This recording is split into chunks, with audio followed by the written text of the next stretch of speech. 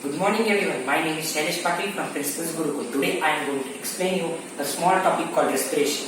It is a part of a life process. Let's move towards the types of respiration. There are two types of respiration, aerobic respiration and anaerobic respiration. Aerobic respiration takes place in the presence of oxygen. Anaerobic respiration, it is the opposite of aerobic respiration. Anaerobic respiration takes place in the absence of oxygen. Let's move towards the respiration in plants. As you can all see that the diagram, there are two diagrams, that is open stomatal pores, closed stomatal pores.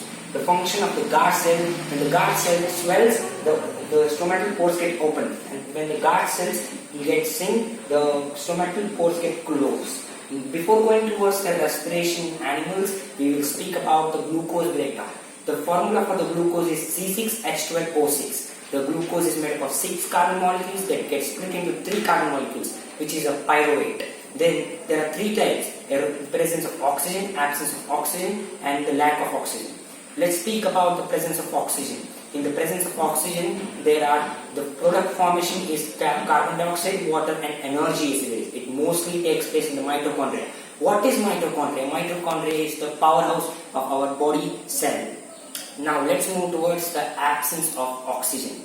Absence of oxygen, the product form is the carbon dioxide, the energy is released, and the ethanol is produced.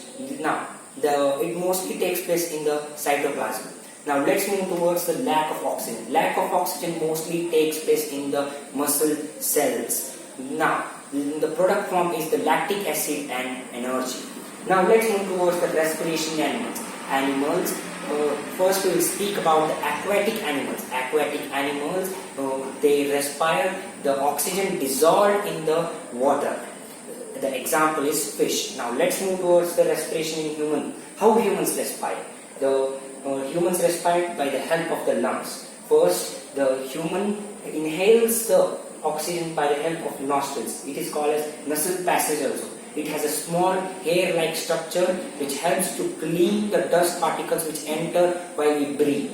From the nasal passage, it moves towards the pharynx, then the larynx, then the trachea. Trachea, it is a tube-like structure. You can see here, it is a tube-like structure. Then from the trachea, it moves towards the rings of cartilage. The function of rings of cartilage is to ensure that the air passage does not collapse. From the rings of cartilage, the air is passed towards the bronchi. Now here the question arises. What are bronchi? Bronchi are the branch or the groups of alveoli. Now, from the bronchi, the air is passed towards the alveoli. Alveoli, it is a balloon-like structure which helps to exchange the gas. The gas is CO2 and O2. This gas is exchanged at the alveoli. It is called as the exchange of gases takes place at the alveoli of lungs. The alveoli are connected with the capillaries where the exchange of gases takes place. Then the diaphragm is there. When we breathe in, the diaphragm gets flattened off, and when we expel the air out, the diaphragm gets flattened off. Now it is about we talked about the respiration in humans and animals.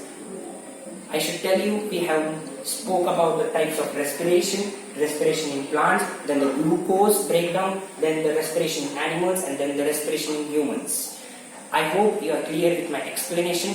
Thank you.